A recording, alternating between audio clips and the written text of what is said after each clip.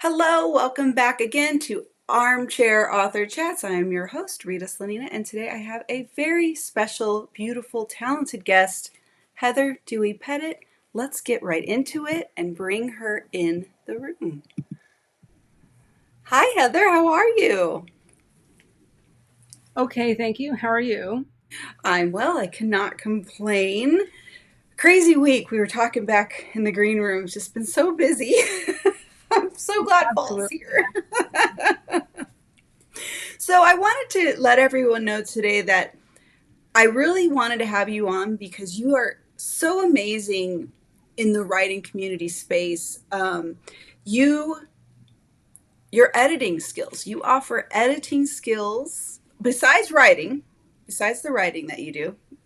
You're an hmm editor, and you've hmm also co-founded the Neurodivergent Publishing Conference. Would you like to let our audience know more about those things? Sure, absolutely. So the conference was born out of the Neurodivergent Editors Lounge and the Neurodivergent Writers Lounge, and of which I am a part. I am one of the founding members of those groups, and together with such folks as Ellis Probelski, also known as E. And they're just amazing. Really, they started the whole shebang. And um, let's see. So yeah, together with like I was saying earlier, some of these folks, we started those two groups, and then about I would say approximately 6 months later, um, uh, E or Ellis came up to me and came to me and said, uh, um, "What if we had a conference?" And I was like, "Okay." Oh my gosh, could we possibly do this? This was great. So, yeah. 2001, we formed the first group. 2002 was the first conference. Um, uh, yeah, 2002 was the first conference. 2003, and then this year was the third annual. Um, Yeah, and it's amazing. I didn't it's get to been attend this year's. It was the first time I've heard of it. For folks that don't know, would you mind explaining a little bit more what neurodivergent means? so for many people hear the term neurodivergent and they think autism, or maybe they think of ADHD, but it really can encompass a lot of different things. Um, Um, let's see. I'm going to real quick take a look at how we define it there. Um, let's see. Um,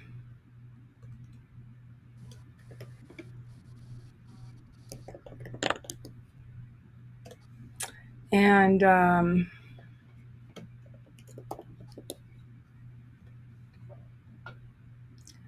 so it's considered a place for people um, uh, with any and all neurodivergent conditions, including autism spectrum disorders, ADHD, OCD, dyslexia, dyspraxia, dyscalculia, which is having a hard time with numbers. That would be Okay, me.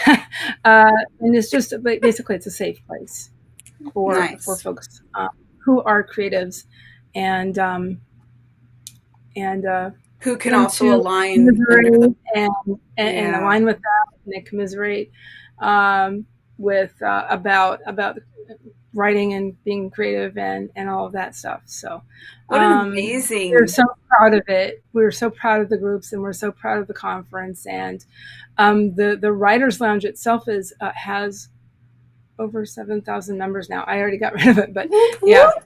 Yay. it's just amazing how much it has grown. That's So, wonderful.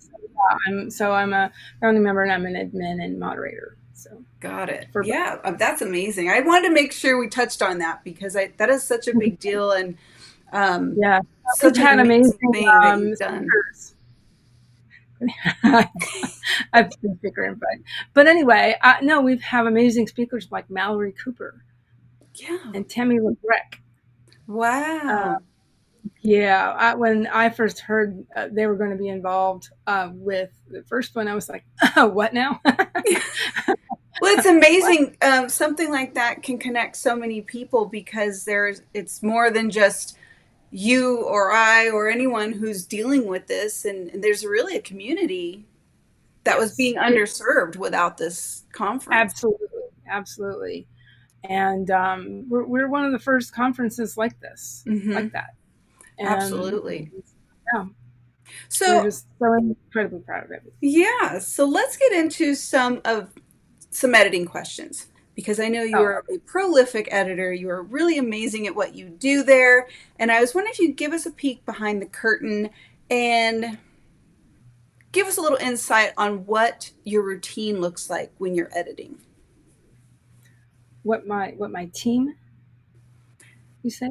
What you would be doing with your time editing a project. Okay. Okay. Well, that of course it depends on what it is. Um, whether it's line editing or copy editing. I do proofreading as well.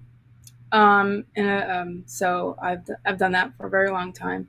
And let's see. Um, again, it just depends on what the project is. I've done also what can be called sensitivity reading, or um, uh, a current term for that is conscious language reading or editing. So anyway, if you and again and all I mean and also there's no typical project either, Right. because I've worked on nonfiction. I've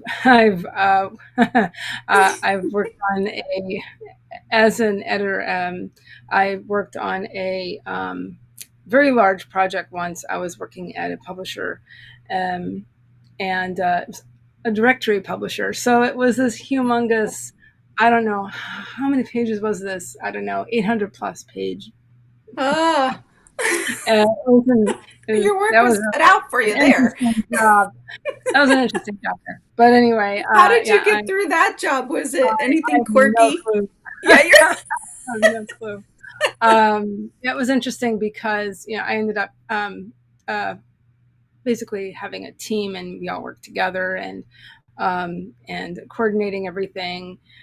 So yeah, and I just learned a lot though about the publishing process in general with that job. So with that project there, so that nice. was So did yeah, I've that, done a lot of things. yeah. So did that create for you any type of routine that you like to follow when you go into an editing project?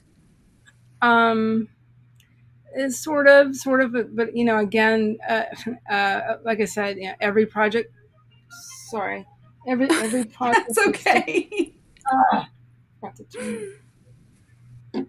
to silence my phone. Um, Yeah, oops. well, life happens.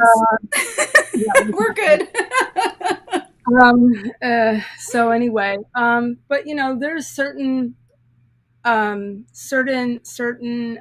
steps that most editors take with, say, copy editing, whether it's setting up specific documents, like a style sheet.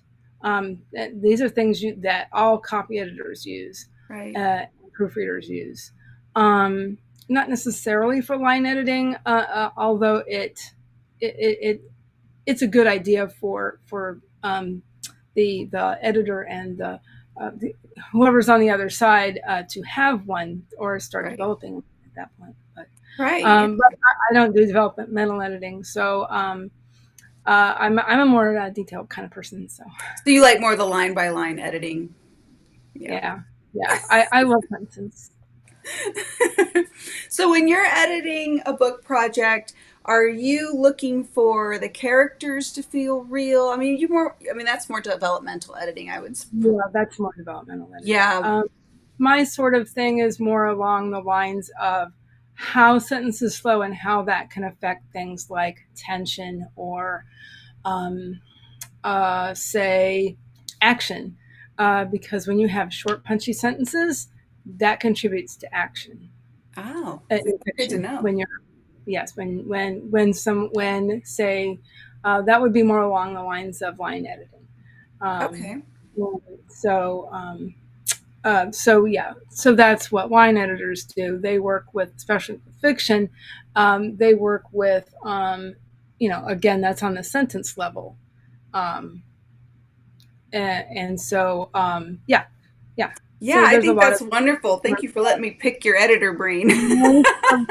of paragraphs, lengths of sentences, and also, verbs, especially looking at verbs. Strong verbs are really great for, again, Oh, action sequences and things like that. Got a lot of, or tension, you know. how about the preposition at the end of a sentence? Is that still a thing? No, I struggle. It's not still a trust me thing. on this. Yeah, just that's such an old advice about the that don't have it. Okay, so you heard it here first. It's not a Trust thing me. anymore. Just move on. Yes, that's like hundreds of year old rule that doesn't necessarily apply. I love it. Well, that makes me feel better because I'm pretty sure I do it a lot. So you Oh, are also, yeah, you're also a writer, and writing is not easy. I So have to remember how, that. yeah, so how do you push through getting your writing done and also balancing the time with your editing projects And everything else. and everything else? Sometimes I do have to push through, and sometimes I just have to push it back. Ah, Um, yeah. but because life happens. But as long as I have some things done on other things during the day, hey, at night, that's kind of, it's always been sort of my time for creativity anyway. As long as I can remember. Okay. Um, that you have that time to yourself, generally speaking. Yeah, that's true. There's always that, there's one pocket, right, in the day that you can find for Yeah, yourself. at Take least it one and part. run. Yes, absolutely. So, you were an admin for the Heart Breathing's writing community. And would you say that being part of that community has 100% helped you get organized with all the things? All the things. Yes, absolutely. And it's been really nice to have to see things from this side as well, from that side as well, from the writer. It's like turning on your writer brain Mm-hmm. and looking at and being around all of those awesome creative people that are in that group. And again, it's another very large group, Mm-hmm. and and um, and I keep saying that these two groups are they align with me personally because they're very supportive. There's no toxic productivity involved, Right. and Right. all of that. So they're a bunch of really supportive people, Oh, and some of them yeah. are both. I know. Well, that's how we met too. The community helped me get so organized and on top of things that I actually finished a book. But, and I can attribute that because before I was just running around in circles. It was like, Yeah. I'm going, what am I doing? I can relate. Yeah, and I love how it really, I mean, as an admin, you probably already dealt with this and moved on, and like, you're like, yeah, I figured this out. But like, for some of us, we're sitting there going, I need a system for creative people. My brain does not function like a typical, you Right. know, I Hmm. don't know what you Hmm. said, type And A that's why, person. and that's why I find it very interesting that I know a lot of folks are but again, both of these groups, Yeah, um, or set of groups, um, and because the HB90 organizational system and the goal setting, especially the goal setting, um, is so great for people who are neurodivergent or creative, and it's interesting it is. about that. So, yeah. As far as HB90 goes, yeah, I have found it's really helped me a lot. Yeah. Yeah. So every author has their favorite part of writing. What scene or Mhm. chapter in the book that you're working on are you enjoying crafting the most? So in my novel, you know, I really enjoyed setting the scene, setting the tone. Um, that was, you know, I really enjoyed that. The first few chapters, first probably about the first 5 chapters or so. Um, yeah, I really enjoyed doing that, setting the tones. Really introducing a character, Yeah. instead of in medias res. And I really do prefer setting up a character in the normal world. You know, so Nice. yeah, I Very enjoyed that. nice. Excuse me. So, without giving us any spoilers, if your book were to be adapted into a movie, who would you dream cast in one or more lead roles? Or any role, rather. Anyone. Pick a role, any role. Um, why do I think of this? Why do I think of this actress? But as a young person, Renee Zellweger. Oh, yeah. I used to get a lot of people said that I reminded me of, You do have a that I reminded likeness. You do. She's gorgeous. classes. Look at this beautiful girl. Yes. So anyway, So, what's one so book? when she was young. Yeah, But my character is quite young. It's essentially, I mean, I have called it a women's fantasy, but it's as I say in my streams. There are a lot of elements of YA because of the age of my character, right. but that's primarily it, though. Yeah, nice. So, what's one book, not your own, that you're working on that Hmm. you recommend someone should read or would like to read? That is a very very, I don't know. Um, there's so many out there. I There's so really, many I don't good know. books. It could be fiction or nonfiction. Fiction or nonfiction. Right, things pop in my head like Writing Down the Bones or Bird by Bird. Um, really, really recommend those, that I have read. Even if I have read, a portion of, um, highly recommend those. But there are, folks who I have met, um, in the author tube space. I do have, and I have I have not actually read it yet, but it is on my TBR. Eventually read is Adrian Santiago's Mythic. Oh, I've heard of this one. Uh, Yes. yeah, uh huh. And I bought it from him last year when we were at an event together because he lives in Florida too. Um, so yeah, I read like, that. Uh, yes. I, I've read a But couple of don't give the us spoilers first. because it's on our TBR. Don't tell us the whole Not, thing. Yeah. yeah. Yeah. So, one bonus question for you. What's your favorite writing snack or drink? Well, I always have water on my desk. I have like 2 bottles of water right in front of me, actually, and then I also have a coffee in a cup behind me. So, Nice. Sounds like my desk. that's those are my staples, really, because I try to make sure I do stay hydrated. So, Very important. I tend to forget. So, yeah. hmm You do good at the reminders in your streams. I try to do that. Yeah. Yeah. So, thank you, Heather, so much for being with us today. Would you like to leave our Absolutely. audience with details on how they can find you?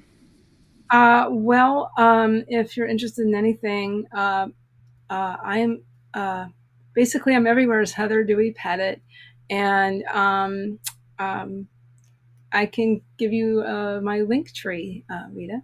Yes, we will have all the links in the description box below and in the show notes on the podcast. Thank you so much for being here, Heather. I appreciate you. You are very lovely. Thank you.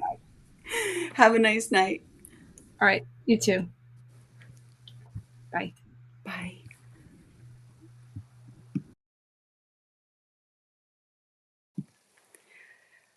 And that brings us to the end of this episode of Armchair Author Chats. For more information, links will be in description below and also in the show notes on the podcast. If you like this interview, please like, comment, subscribe, and don't forget to share the video.